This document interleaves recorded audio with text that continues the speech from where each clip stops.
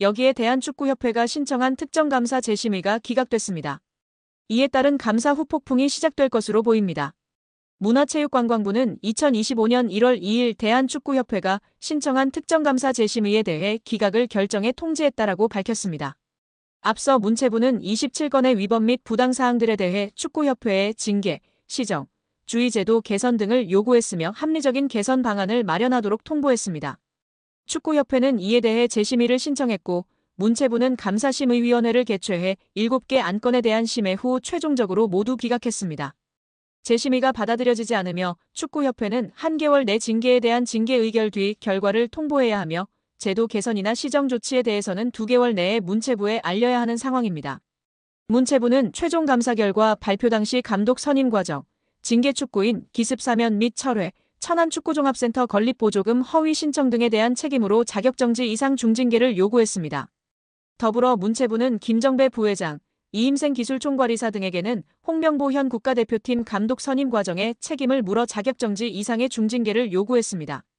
이어 홍명보 감독에 대해서는 전력강화위원회를 통한 재선임을 통보, 계약 유지 혹은 해지 여부 등에 대해서는 협회의 자율에 맡겼습니다. 문체부 관계자는 이번 축구협회의 재심의 신청 기각에 대해 해당 내용을 다시 살펴본 결과 문제가 없다고 판단했다. 중징계 정몽규 회장, 김정배 부회장, 이임생 이사의 자격정지 이상의 징계와 관련해서 축구협회가 한 달 내로 통보해야 한다. 이후 문체부는 이행 여부를 들여다볼 것이다. 이행 감사 또한 이뤄진다라고 전했습니다.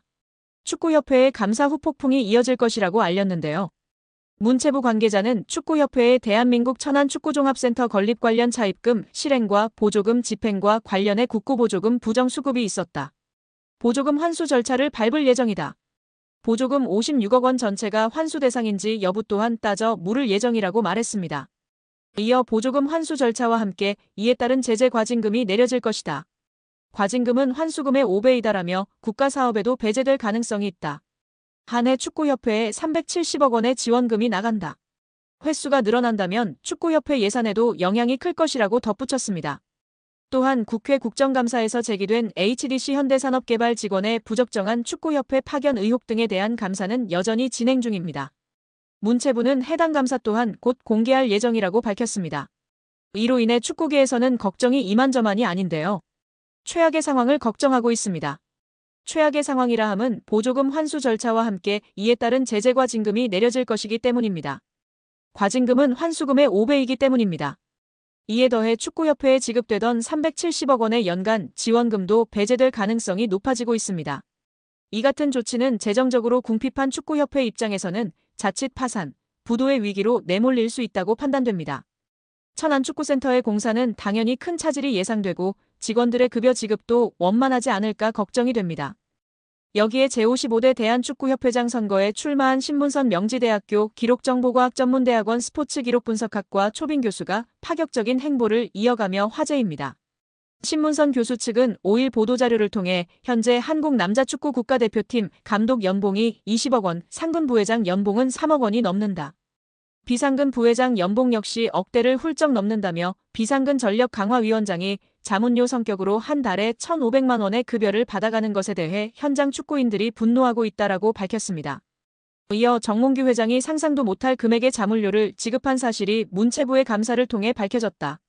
확인된 금액만 수십억 원이다. 이 돈은 정몽규 회장의 개인 돈도 아니고 축구협회의 예산을 집행한 것이다라고 주장했습니다.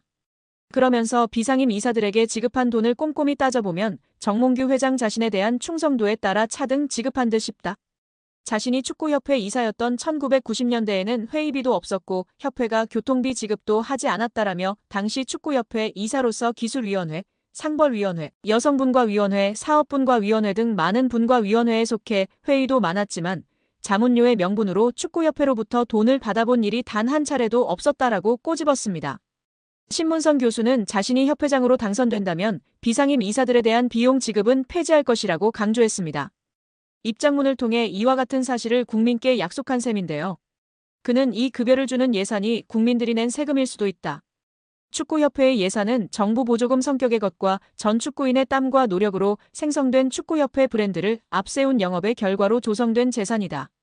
그럼에도 마치 회장 개인의 돈처럼 펑펑 써댄 내역을 전 국민에게 공개할 생각이다. 이 내역을 살피면 정몽규 회장에 대한 충성도 순위 또한 밝혀질 것이다라고 이야기했습니다. 또 예산 집행 및 철저한 관리를 강조하며 투명한 집행부를 꾸리겠다고 주장했다. 신문선 교수는 예산을 철저하게 필터링하고 타당한 금액으로 적절하게 사용할 것이다.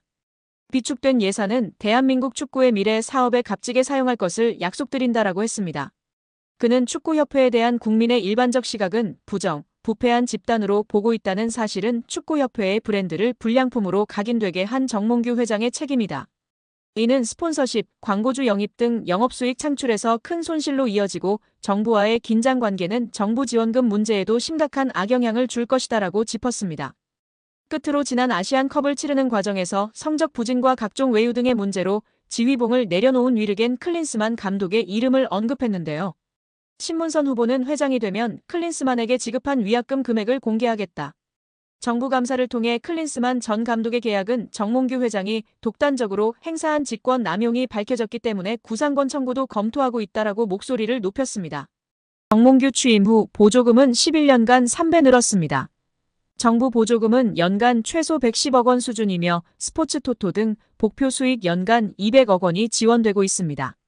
주요국 정부 보조금 없거나 의존도 낮으며 피파 랭킹 20위권 국가들은 70% 이상이 협회장은 전문 경영인이 하고 있고 이외 축구인 등이 하고 있습니다. 우리나라처럼 재벌 총수가 회장인 곳은 단 한 곳도 없습니다.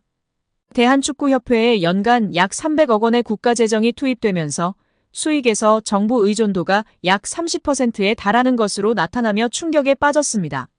사실상 정부 재원이 아니면 운영이 어려운 셈입니다. 미국과 일본 등 주요국은 국가 보조금 의존도가 낮은 가운데 축협의 재정 자립을 촉구하는 목소리가 나오고 있습니다. 18일 한경닷컴이 축협의 손익계산서를 분석한 결과 지난 2013년 이후 보조금과 복표 수익을 제외하면 연 평균 300억 원 적자를 기록하고 있습니다.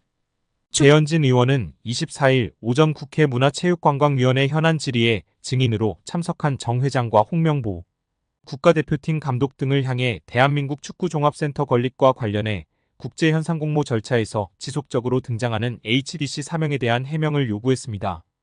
배 의원은 축구협회가 2015년부터 지금까지 국비와 시비 그리고 자체 재원까지 동원해서 약 1,550억 원을 투입하는 초대형 프로젝트를 추진하고 있다며 2020년 3월에 축구협회가 천안의 부지를 이제 지정하고 난 후에 축구센터 마스터플랜 건축사 건축회사를 선정하기 위해서 국제 공모를 시행을 했고 6월에 네덜란드의 UN 스튜디오라는 업체가 최종 선정되는 과정이 있었다고 운을 뗐습니다.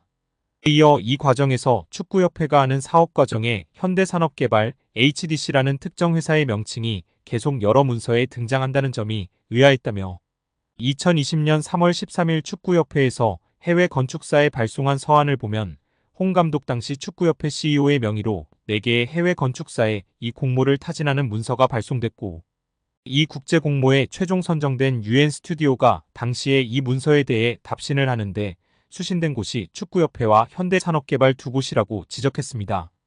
그러면서 현대산업개발이 전체적인 이 공모의 공식적인 과정에서 실무적인 수신을 받은 것이라며 2020년 11월 24일 UN 스튜디오가 다시 과업범위 및 수수료 제한이라는 계약 조정 문건, 비용에 관한 문건을 축구협회에 발송하는데 이 문서 또한 현대산업개발도 동일하게 수신한다고 꼬집었습니다.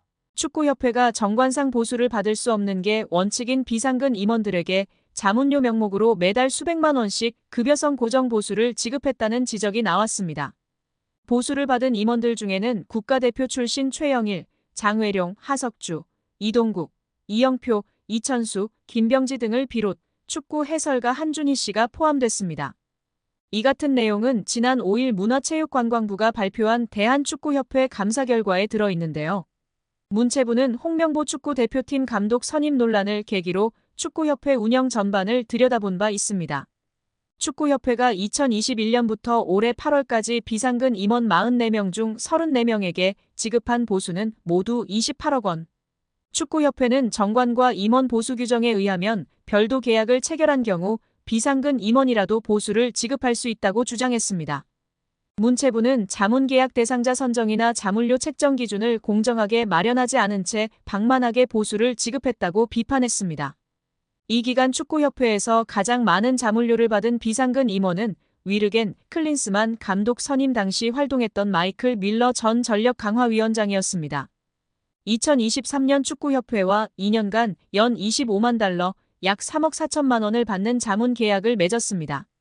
그는 올해 2월 아시안컵 이후 클린스만 감독이 경질될 때 함께 사퇴했고 1년 2개월간 약 3억 5천만 원을 수령한 것으로 드러났습니다. 밀러 이후 전력강화위원장을 맡은 정혜성 위원장은 월 1,500만 원을 받는 자문 계약을 맺었고 2월 말부터 6월 사임할 때까지 7,800만 원을 수령했습니다. 문체부는 두 전직 전력강화위원장이 받은 자문료가 축구협회 임원 보수 규정상 자문료 한도를 초과했다고 봤는데요. 규정에는 분과위원장 자문료 한도를 연 1억 원으로 정하고 있는데 이를 어겼다는 것입니다.